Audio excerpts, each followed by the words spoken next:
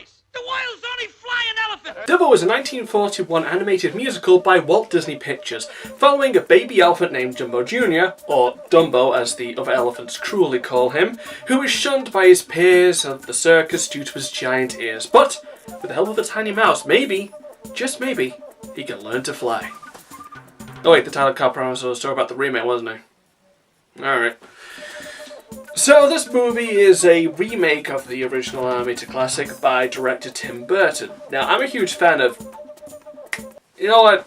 I can't have a bit more to say about the original. It was the fourth animated feature-length production by the studio, and something of a departure for the tone of Snow White and Pinocchio, in how it feels more like one of their animated shorts, but kind of stretched out to about an hour, with a much more cartoonish designs and a bit more of an exaggeration to the physics. It feels more in line with the string of musical compilations that followed Bambi, which were basically just kind of low-rent version of Fantasia. Right, so now that's out of the way, let's talk about the new one. So the new Dumbo is... What can I say about this? It's like a CG elephant. Just computer-generated imagery, and I'm supposed to believe that's interactive with the people. Oh, sorry, can we get something a bit more appealing here? There we go. Seriously, isn't Dumbo like the most adorable Disney character? I will stand by that decision. Honestly, the only thing cuter than Dumbo is his relationship with his mother. Right from her first scene, we see how much she loves her baby, and how far she goes to protect her from the world that will laugh and ridicule him. Even getting her locked away for rampaging against some cruel kids that were abusing him. Leading to, of course, the best scene of the entire movie, and... I'm sorry, this scene still gets to me.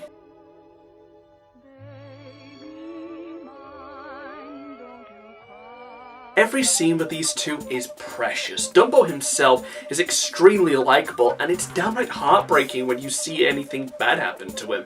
And all of this with just animation and no dialogue. Now, of course, the remake looked in... Put the other one for a second, I want to keep talking about it. So the themes of the original movie revolve around prejudice for those who are different by society's norms, with Dumbo ostracized from being born with different ears from the rest of his race, who were all portrayed as very stuck-up and snobby. But ultimately, he achieves approval by showing that he can do things that nobody else can, and is a very important lesson for kids.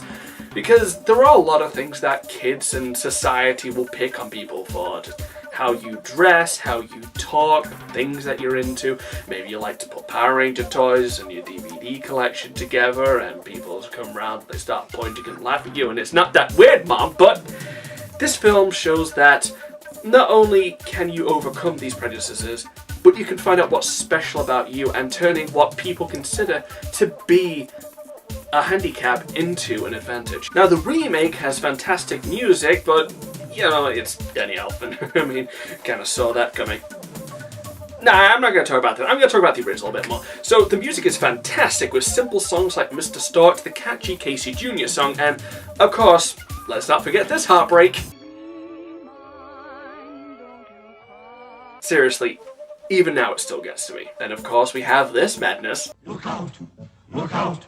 Pink elephants on parade, here they come, hippity-hoppity. Yep, Dumbo gets accidentally drunk and hallucinates a bunch of pink bubble elephants. Typical overprotective Disney. See, this is the reason why we can't give them access to Deadpool, right, Wilson?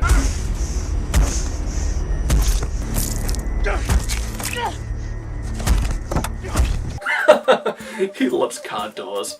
The animators were clearly having way too much fun with this, and are we sure this wasn't for the 70s? Though I have to agree with Whoopi Goldberg, this is the best song in the entire film. But I be done seeing about everything when I see an elephant fly. No matter how you feel about these crow characters and their representation, you have to admit, this is a freaking catchy song.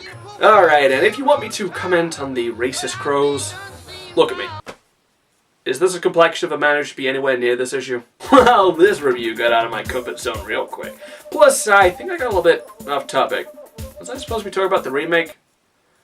Oh, whatever. Well, the original has a charming lead, memorable music, and tells the important story about embracing your own gifts in a world that will ridicule anyone for being slightly different. And what do I think about the remake? I don't know, I didn't even see it. Happy April 1st.